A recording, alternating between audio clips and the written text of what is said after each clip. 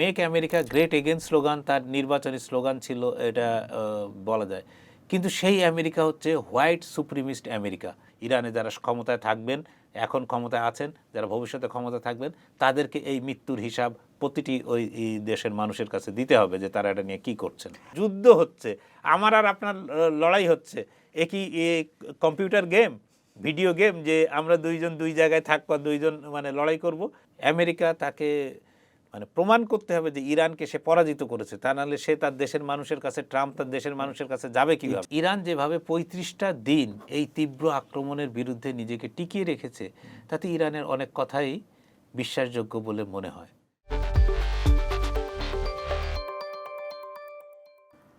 চর্চা ডিকোডে স্বাগতম। Donald Trump, মার্কিন প্রেসিডেন্ট, তিনি বারবারই দাবি করে আসছিলেন ইরানের ক্ষেপণাস্ত্র প্রায় শেষের পথে। তবে আমেরিকার গোয়েন্দা সংস্থা এক প্রতিবেদনে জানিয়েছে যে ইরানের কাছে এখনও অর্ধেকের বেশি ক্ষেপণাস্ত্র আছে, 1000-এর বেশি ড্রোন আছে ইরানের কাছে হামলা করার মতন। তবে এই যে ট্রাম্প এবং ট্রাম্পের গোয়েন্দা বাহিনীর বিপরীতমুখী অবস্থান এবং ইরানের আসলে অবস্থা কী অবস্থায় ইরান হামলা চালাবে, পাল্টা হামলা চালাবে, এই সব নিয়ে কথা বলবো। সঙ্গে আছেন চর্চার ব্যবস্থাপনা সম্পাদক সেলিম খান। সেলিম খান, ট্রাম্পের বারবার দ্বিমুখী কথা আমরা দেখে এসেছি, তবে এবার দেখলাম ট্রাম্পের কথার সাথে ট্রাম্পের যে গোয়েন্দা বাহিনীর রিপোর্ট, সেই রিপোর্টের বিপরীতমুখী অবস্থান। সিএনএন জানাচ্ছে যে আমেরিকার গোয়েন্দা প্রতিবেদন বলছে ইরানের কাছে এখনও পর্যন্ত বিপুল পরিমাণ ক্ষেপণাস্ত্র মজুদ আছে এবং বিপুল পরিমাণ ড্রোন আছে। আসলে সত্য কি? প্রথম জিনিস হচ্ছে যে ট্রাম্প, আমরা এর আগের আলোচনায় বলেছি, ট্রাম্প এমন একজন ব্যক্তি, ওনার যেটা মনে হয় উনি সেটিই বলেন। আচ্ছা, মানে গোয়েন্দা সংস্থা কি রিপোর্ট দিল না দিল, উনি সেটাতে কোনো পরোয়া করেন না। আপনি দেখেন, উনি কোনো কিছু পরোয়া করেন না বলে উনি একজনকে ওনার খুব ঘনিষ্ঠ বলে, যে বন্ডি অ্যাটর্নি জেনারেল হিসাবে তাকে বলা যায়, মানে আইনমন্ত্রী, তাকে নিয়োগ দিয়েছিলেন, তাকে তিনি এক কথায় বরখাস্ত করে দিলেন যে কোনো ইয়েই না। বন্ডির দোষটা কি ছিল? ও বন্ডি যেটা করেছিলেন সেটি হচ্ছে যে অ্যাবস্টেন ফাইলে আরও কিছু ডিক্লাসিফাইড করা। আচ্ছা, যে এই আপনার ডিক্লাসিফাইড করলে সেখানে আরও কতবার ট্রাম্পের নাম আসতো, আরও কতবার মানে ওই ট্রাম্পের সঙ্গে ছোট ছোট শিশু ও বালিকাদের ছবি আসতো, সেসবে তিনি আরও বিব্রত হতেন। তো সেই জায়গাটা মানে ট্রাম্পের সহ্য হয়নি, তিনি তার আগেই তাকে ফায়ার করে দিলেন, যে চাকরি বরখাস্ত, যাও। মানে ট্রাম্পকে যে আমেরিকায় নো কিংস আন্দোলনটা উঠেছে, এটা একেবারেই মানে তারা যারা বেঁচেছেন, যাদের মাথা দিয়ে আসছে, তাদের আসলেই ধন্যবাদ জানানো উচিত যে তারা একদম মানে সঠিক শব্দটি বেঁচেছেন। যে আমেরিকার মতো একটি দেশে যারা গণতন্ত্র নিয়ে গর্ব করে, প্রায় 250 বছর ধরে গণতন্ত্র চলছে, সেখানে একজন প্রেসিডেন্টের এই 21 শতকে এসে একজন প্রেসিডেন্টের আচরণ হচ্ছে একদম রাজার মতো, সম্রাটের মতো, এবং রাজার মতো না, একটা স্বৈরাচারী রাজার মতো। যে স্বৈরাচারী রাজতন্ত্র যেরকম থাকে, যে যারা কারোর কথা শোনে না, ঠিক তেমনই। তো এই যেটা আপনি বললেন যে আমেরিকার গোয়েন্দা বিভাগ বলছে যে ইরানের হাতে, এটা তো প্রমাণ তো আছেই। ইরানের স্ট্র্যাটেজির কাছে ইসরায়েল এবং আমেরিকা দুটোই ধরা খেয়ে গেছে। কীরকম ধরা খেয়ে গেছে?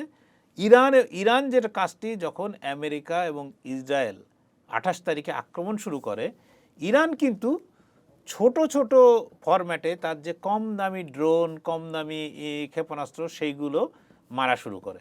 এইগুলোকে, এই ড্রোন এবং যে ক্ষেপণাস্ত্র, এই ক্ষেপণাস্ত্রগুলো মোকাবিলার জন্য আমেরিকা এবং ইসরায়েলকে যেগুলো ব্যবহার করতে হয়েছে, সেগুলো কিন্তু অত্যন্ত দামি। সেগুলো এখন ব্যালিস্টিক মিসাইল হোক, হাইপারসনিক মিসাইল হোক, সেগুলো ধ্বংস করার জন্য যে ধরনের ইন্টারসেপ্টর ব্যবহার করা হয়েছে, ঠিক একই ধরনের ইন্টারসেপ্টর কিন্তু ওই কম দামি জিনিসগুলোর ক্ষেত্রেও ব্যবহার করা হয়েছে।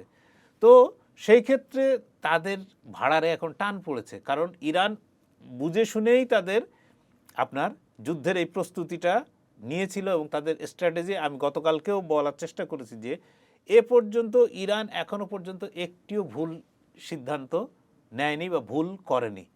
তারা সঠিক পথে এগোনোর কারণেই, এবং বাস্তবসম্মত এবং সঠিক পথে এগোনোর কারণেই কিন্তু ইরান এই যে একটা অসম যুদ্ধ, অন্যায় যুদ্ধ, যা তার উপর চাপিয়ে দেওয়া হয়েছে, আমেরিকার মতো একটা বিরাট শক্তি, ইসরায়েলের মতো একটি শক্তি, তার বিপক্ষে যে ইরান যে আজকে 35 দিন টিকে আছে, এই টিকে থাকার মূল কারণ হচ্ছে যে তাদের দক্ষতা, যোগ্যতা, যে কৌশলও বটে। মানে মনোবল, দক্ষতা, যোগ্যতা, তার যে সীমিত সামর্থ্য আছে, সেই সীমিত সামর্থ্যকে কিভাবে ব্যবহার করা যাবে সেটি হচ্ছে তার মুখ্য ও মানে উদ্দেশ্য।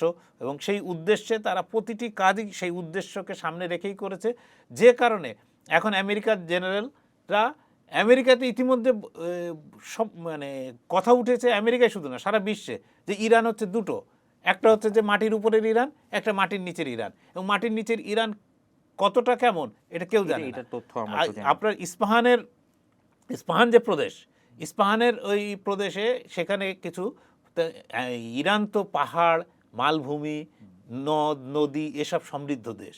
ইরান তো মরুভূমি না, একদম। যে একদম পুরো ডেজার্ট, যে একদম পুরো সমান সব কিছু, সেরকম তো না। তো এই যে ওই পর্বত যেখানে আছে সেখানের ভেতরে কেটে তারা দীর্ঘদিন ধরে সেইখানে এক একটা টাউনশিপের মতন তৈরি করে ফেলেছে। বাইরে থেকে যত অস্ত্রই মানে মারা হোক না কেন, সেইগুলো মানে কোনো হাইপারসনিক মিসাইল হোক, মানে সেই ক্রুজ মিসাইল হোক, কোনো কিছু দিয়েই, টমাহক ব্যবহার করে হোক, তাদের কিছু ওই ক্ষতি সাধন করতে পারেনি। যার প্রমাণ কিন্তু এই যে একটা হামলা চালানোর সঙ্গে সঙ্গেই ইরান আর 5টা হামলা চালায় বা চালাতে পারে, এই কারণে যে তার স্টকটা কিন্তু আমেরিকা চাইলেও শেষ করতে পারেনি। আসলে আমাদের তো জানাও নেই যে স্টক আসলে কতখানি আছে ইরানের। হ্যাঁ, তো জানুন, কারণ ইরানকে তো আপনি অবরুদ্ধ করে রেখেছিলেন।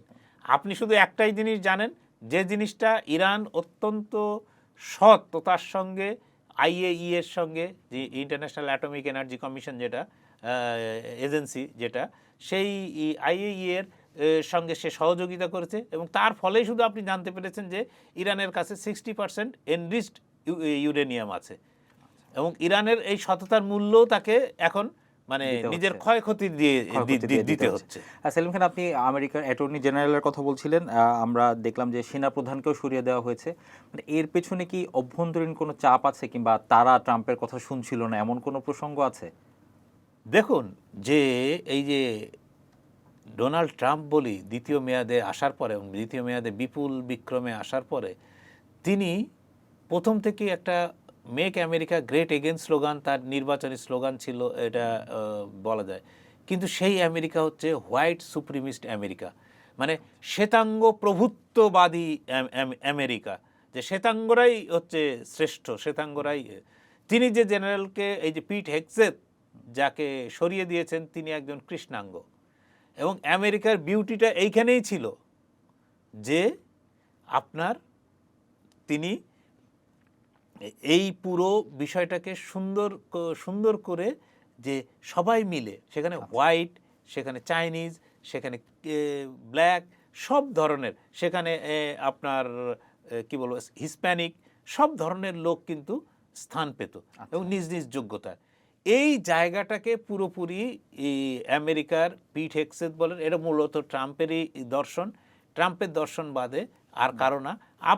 আপনি একজনও দু একজন ভারতীয় বংশোদ্ভূত বা অন্য বংশোদ্ভূত দেখতে পারেন, আপনি ওইখানে একজনও কৃষ্ণাঙ্গ ট্রাম্পের মন্ত্রিসভা বলেন বা ট্রাম্প যাদের নিয়ে চলেন, তাদের মধ্যে একজনও ব্ল্যাক আপনি দেখাতে পারবেন না। কারণ ওনার এইটাই হচ্ছে ওনার ইউনিক সেলস প্রপোজিশন বা ইউএসপি, যে উনি এই সারা শ্বেতাঙ্গদের দেখাতে পারেন, দেখো এদের কোনো 5 পয়সাও আমি গুনি না, এদের কোনো পাত্তাই দেই না। এই যে এক ধরনের, এইটা থেকেই এই যে আপনার অ্যাটর্নি জেনারেল তো তার ওই এপস্টেইন ফাইল নিয়ে গেল, এদেরকে সরিয়ে দেওয়া হলো কিন্তু তাদের গাত্র বর্ণের কারণে, তাদের চামড়ার রং যেহেতু কালো, সেজন্য সরিয়ে দেওয়া হলো। এবং এই ক্ষেত্রে ধরেন হোয়াইটদের মধ্যেও অনেকে আছেন যারা ট্রাম্প যখন যুদ্ধ শুরু করতে গিয়েছিলেন, আপনার যদি মনে থাকে, তখন কিন্তু আমেরিকান সামরিক বাহিনীর পক্ষ থেকে প্রস্তাব দেওয়া হয়েছিল যে, মানে তারা যে পরামর্শ দিয়েছিলেন সেই পরামর্শের মধ্যে ছিল যে আমরা এখনো প্রস্তুত না, আমাদের কাছে পর্যাপ্ত অস্ত্র নেই। এত কিছু বলার পরেও কিন্তু ট্রাম্প শোনেননি, তাদের কথা শোনেননি। বরং তৎকালীন যে ট্রাম্পের যিনি সেনাপ্রধান ছিলেন, ঠিক আছে, উনি যে চিফ অফ ডিফেন্স স্টাফ, তাকে সরিয়ে দিয়ে আরেকজন নতুন নিয়ে নিয়োগ দেওয়া হয়েছে। আপনি দেখবেন যে পিট হেগসেথের পাশে উনি সবসময় মাথা নিচু করে এইভাবে ইয়ে করে থাকেন, মানে নমনীয় হয়ে থাকেন, যে একজন জেনারেল যে মুখ উঁচিয়ে বুক মানে টান টান সিনা টান টান করে দাঁড়াবেন, সেটা না করে ওনার মাথা সবসময় নিচু মতো থাকে এবং কথা বলেন অত্যন্ত মৃদু সুরে। এই রকম লোকেদেরই আসলে এই ডোনাল্ড ট্রাম্প বলেন, পিট হেগসেথ বলেন, এরা পছন্দ করেন এই রকম লোকেদেরই, যারা তাদের সুরে সুর মেলাবে, তাদের কথায় কথা বলবে। সেলিম খান, আমরা দেখছিলাম ট্রাম্প বলছিলেন যে 2-3 সপ্তাহের মধ্যে সে ইরান যুদ্ধ শেষ করে ফেলবেন। এরপর আমরা দেখলাম সেখানে সেনা পাঠাচ্ছে, একটা গুঞ্জন আছে স্থল অভিযান চলবে। আসলে স্থল অভিযানের শেষ খবর আপনার কাছে কি আছে, কতটুকু দেখছেন, জানছেন? দেখুন, ওই যে প্রথম কথা, যে ট্রাম্পের কোনো কথাই বিশ্বাস করা বা আস্থা রাখা মুশকিল। কারণ ট্রাম্প বলেছিলেন যে 3-4 দিনের মধ্যেই তিনি যুদ্ধ শেষ করবেন, ফেলবেন, ঠিক আছে। সেই 3-4 দিন থেকে চলে আসলো ও 1 মাস 35 দিন, 35-36 দিন চলছে। এরপরে তিনি যে জাতির উদ্দেশ্যে ভাষণ দিয়েছেন, সেখানে আরও 3-4 সপ্তাহ চেয়ে নিয়েছেন, এবং আরও 3-4 সপ্তাহ বাদে যে শেষ হবে এই গ্যারান্টি আপনাকে কে দিয়েছে? এই গ্যারান্টি ট্রাম্প কোত্থেকে দিলেন? কিসের ভিত্তিতে উনি শেষ করবেন? কারণ এইখানে কিন্তু প্রত্যেকে ইগোইস্টিক, বা প্রত্যেকের এক ধরনের চরম ইগো আছে, যে আমেরিকা তাকে মানে প্রমাণ করতে হবে যে ইরানকে সে পরাজিত করেছে, তা নাহলে সে তার দেশের মানুষের কাছে, ট্রাম্প তার দেশের মানুষের কাছে যাবে কিভাবে? ইজ্জত থাকবে না। ইসরায়েল তার দেশের মানুষকে এত যুদ্ধ করলো, এত তেল আবিব সহ বিভিন্ন জায়গায় যে ক্ষয়ক্ষতি হচ্ছে, এই জবাব সে কিসের ভিত্তিতে দেবে? ঠিক উল্টো দিকে ইরানের কথা ভাবেন, সে কি প্রচণ্ড ক্ষয়ক্ষতির সম্মুখীন। তার মানে সামরিক স্থাপনা বাদেও বেসামরিক স্থাপনা, মানে হাজারে হাজারে হাজারে হাজারে স্কুল, কলেজ, ইউনিভার্সিটি, হাসপাতাল, সব কিছু। এই সম্প্রতি একটা বড় ব্রিজ ভেঙে দেওয়া হয়েছে, সবচেয়ে উঁচু ব্রিজ। তো এই ক্ষয়ক্ষতির পর যদি ইরানকে মানে রাজি হতে হয় যুদ্ধবিরতিতে, সেখানে ইরানের যদি সম্মানজনক মানে আপনার কোনো শর্ত যদি না দিতে পারে ইরান, তাহলে কিন্তু ইরানের পক্ষে, ইরানের হয়তো দেখা যাবে যে আমেরিকানরা এই রেজিম চেঞ্জ করতে পারেনি, কিন্তু ইরানের মানুষ হয়তো এই রেজিম তখন চেঞ্জ করে দেবে, যদি ইরান এমন কোনো শর্তে রাজি হয় যেটা দেশের মানুষের জন্য অপমানজনক। কারণ ইরানের 2000-এর উপরে মানুষ ইতিমধ্যে নিহত হয়েছেন। এই মানুষের যে নিহত হওয়া, তাদের সর্বোচ্চ ধর্মীয় নেতা থেকে শুরু করে একদম সাধারণ মানুষ পর্যন্ত, এই মানুষের মৃত্যুর জবাবদিহি তো সাধারণ মানুষের কাছে দিতে হবে। ইরানে যারা ক্ষমতায় থাকবেন, এখন ক্ষমতায় আছেন, যারা ভবিষ্যতে ক্ষমতায় থাকবেন, তাদেরকে এই মৃত্যুর হিসাব প্রতিটি ওই দেশের মানুষের কাছে দিতে হবে, যে তারা এটা নিয়ে কী করছেন। আচ্ছা সেলিম খান, যে প্রসঙ্গটা আপনিও বলছিলেন যে কিছুক্ষণ আগে ইরানের সক্ষমতা নিয়ে আমরা আসলে জানি না আসলে তার কাছে কত পরিমাণ, কী পরিমাণ মজুদ আছে। তবে আমরা দেখছিলাম যে স্থল অভিযানের প্রসঙ্গ যখনই এসেছে, ইরানের পররাষ্ট্রমন্ত্রী বলেছেন যে স্থল অভিযানে ইরানে কেউ পাত্তা পাবে না। পাশাপাশি তিনি বলেছেন আমেরিকার সৈন্য যারাই আসবে তারা ইরানি সৈন্যদের হাত থেকে জীবিত ফিরবে না। এই জায়গাটা আমরা দেখছি যে ইরানের পররাষ্ট্রমন্ত্রীর যে আত্মবিশ্বাস, এই আত্মবিশ্বাসটা কি শুধু অস্ত্রের আত্মবিশ্বাসী? দেন ইরানের যে আত্মবিশ্বাস, মানে এখন আর অবিশ্বাস হয় না আসলে। কারণ ইরান যেভাবে 35টা দিন এই তীব্র আক্রমণের বিরুদ্ধে নিজেকে টিকিয়ে রেখেছে, তাতে ইরানের অনেক কথাই বিশ্বাসযোগ্য বলে মনে হয়। 2 নাম্বার হচ্ছে যে আমরা গতকাল বলেছিলাম, চর্চার আপনার ওয়েবসাইটেও এটি আছে, যে ইরানের স্থল অভিযান নিয়ে তারা বলছে, তারা একটা দীর্ঘ অ্যানালিটিক্যাল আর্টিকেল প্রকাশ করেছেন। সেইখানে বলছেন যে যত পথ তত ফাঁদ। মানে ইরানে ঢোকার অনেকগুলো পথ আছে, কিন্তু প্রত্যেকটা পথ ফাঁদে ভর্তি। মানে আপনার ঢোকার পথ আছে, বেরোনোর পথ কিন্তু নেই। সেই জায়গা থেকে যদি বলি, তাহলে যে ইরানের পররাষ্ট্রমন্ত্রী যে কথাটি বলেছেন, সেই কথাটি মিথ্যা হবে না। তিনি একদমই কোনো ভুল কথা বলেননি। আর একটা হচ্ছে যে অতীত, আপনি প্রত্যেকটি, এই যে ইরান একটি দেশ, এই দেশের হাজার হাজার বছরের সভ্যতা আছে, ঠিক আছে। যেরকম এই ভারতীয় উপমহাদেশ বলি বা চীন বলি, মিশরের বলি, এদের হাজার হাজার বছরের এক ধরনের সভ্যতা আছে, ঠিক আছে। কৃষ্টি, কালচার সব কিছু মিলে একটা জাতি গড়ে ওঠে। এবং ইরান এমন একটা ভৌগোলিক এবং তার মানুষের যে মানসিক গঠন, এমন জায়গায় কেউ বেশি দিন আক্রমণ করতে পেরেছে, দখল করতে পেরেছে, কিন্তু রাখতে পারেনি। যেটা আফগানিস্তানকে বলা হয়। এবং আফগানিস্তানে এটা দেখেন যে 21 বছর আমেরিকান সৈন্যরা যথেচ্ছাচার করে গেছে, যত ধরনের অত্যাচার করা সম্ভব সব ধরনের করে গেছে, কিন্তু শেষ পর্যন্ত কিন্তু আফগানিস্তানকে রাখতে পারেনি। শেষ পর্যন্ত তালেবানের সঙ্গে আলোচনা করে তাদের হাতে এই আফগান রাষ্ট্রটাকে তুলে দিয়ে চলে গেছে। এবং এই ভয় কিন্তু আমেরিকানরাও জানে, আমেরিকানদেরও আছে। আপনি দেখুন আজকে ইরানের IRGC দাবি করছে যে একটি F-35, তারা আরও একটি F-35 ধ্বংস করেছে। তারা সম্ভবত সৌদি আরবের ঘাঁটি বা বাহরাইনের ঘাঁটিতে হামলা চালানোর পর প্রায় 20-30 জন আমেরিকার সৈন্য নিহত হয়েছেন। কিন্তু আমেরিকার পক্ষ থেকে একটি কথাও বলা হচ্ছে না, হ্যাঁ না কোনোটি বলা হচ্ছে না। এরকম কোনো ক্ষয়ক্ষতি হয়নি। একদিকে তাহলে গেল সৈনিকদের মৃত্যু, আর একদিকে গেল হচ্ছে আপনার F-35। তাহলে F-35 এটা দ্বিতীয় না তৃতীয় F-35, যেটা তাদের এত আদরের ধন, ঠিক আছে, গর্বের বস্তু, সেই গর্বের যুদ্ধ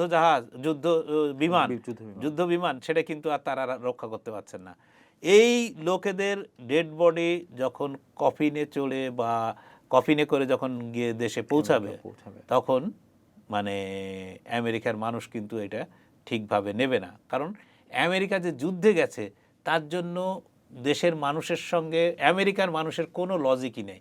আরে ইরান একটা দেশ, ইরাক একটা দেশ, আফগানিস্তান একটা দেশ, এইটা দেশ কখনো আমেরিকার প্রতিপক্ষ হতে পারে?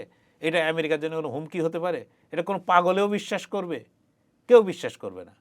কিন্তু জিনিসটা চালিয়ে যাওয়ার জন্য সর্বতোভাবে যতভাবে মিথ্যা বলা সম্ভব ততভাবে মিথ্যা বলে চলেছেন আমেরিকার পুরো নেতৃত্ব।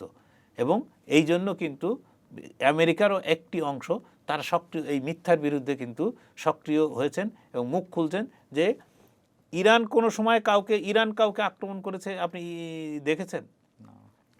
ইরান তো এত বছর আমি যদি 79 সাল থেকেও ধরি তো আজকে কত আপনার প্রায় 47 বছরের মতো। তো এই 47 বছরে ইরান তো ইরাকের সঙ্গে যুদ্ধ বেঁধেছিল, সে কিন্তু আক্রমণকারী কিন্তু ইরাক, এবং ইরাককে কিন্তু উস্কেছিল কিন্তু আপনার আমেরিকা এবং যার মিত্ররা ব্রিটেন, ফ্রান্স, এরা সবাই উস্কেছিল যে আক্রমণ করে তুমি ইরানের ধ্বংস করো, কিন্তু সেটা পারেনি।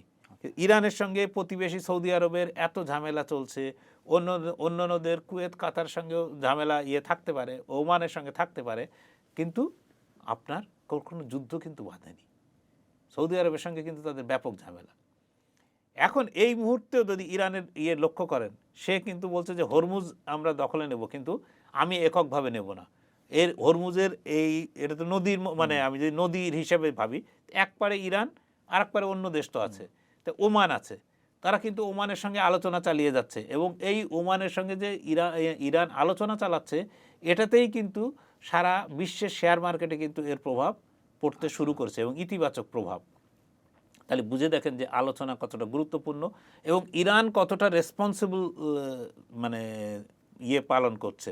সে যুদ্ধ করছে ঠিক আছে, কিন্তু সে এখনো পর্যন্ত এমন কোনো জায়গায় হিট করেনি বা এমন কোনো জায়গায় তার ক্ষেপণাস্ত্র দিয়ে সে ইচ্ছা করলে তেল আবিব বা বিভিন্ন আবাসিক এলাকায় কিন্তু তার পক্ষে মারা সম্ভব ছিল, বেসামরিক লোকজন মারা যেত না। এক্ষেত্রে কিন্তু ইসরায়েলেরও কিছু শয়তানি আছে যেগুলো বলা উচিত, যে ইসরায়েল যে তার গোয়েন্দা সংস্থার অফিস টফিস সবগুলো তেল আবিবের মতন শহরের জনবহুল এলাকার মধ্যে আপনার যেখানে সিভিল বেসামরিক লোকজন বাস করে এইরকম জায়গায় তারা অফিস করে রেখেছে।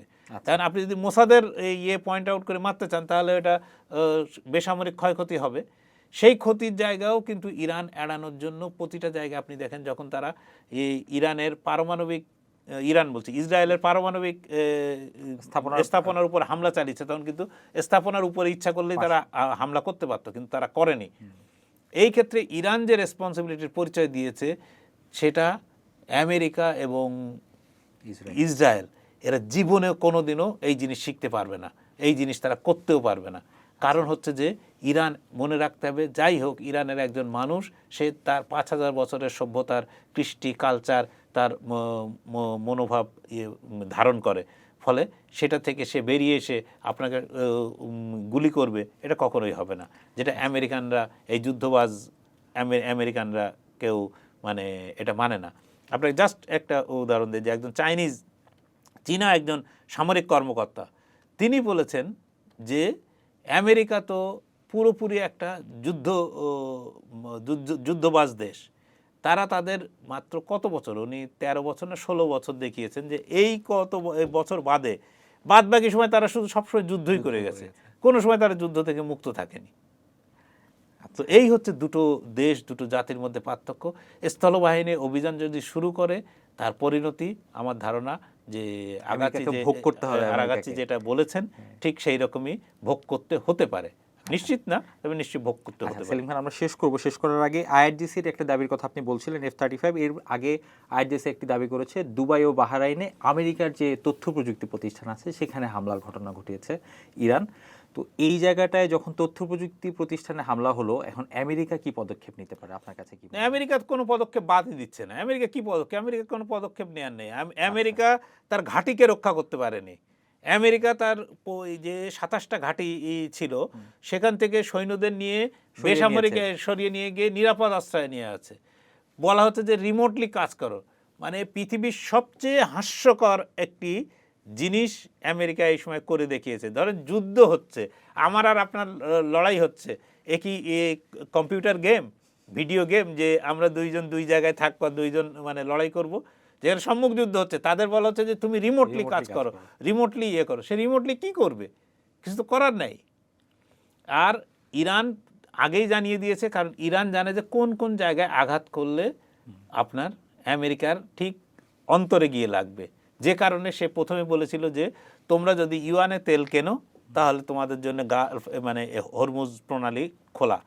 এখন তারা বুঝেছে যে এই যে মাইক্রোসফট, ওরাকল বলি, এই অ্যাপল বলি, যাদেরই গুগল বলি, মেটা বলি, যাদের অফিস হোক তাদের অফিসে তারা হামলা চালাবে, এবং হামলা চালালে এদের গায়ে যখন লাগবে তখন এরা নিশ্চয়ই আমেরিকার প্রশাসনকে মানে যুদ্ধ বন্ধের বা যে কোনো করার একটা চাপ সৃষ্টি করবে। ধন্যবাদ সেলিম খান। দর্শক, এখন এ পর্যন্তই। দেশ বিদেশে যে কোনো খবর এবং খবরের বিশ্লেষণ জানতে চোখ রাখুন চর্চার ফেসবুক ও ইউটিউব চ্যানেলে।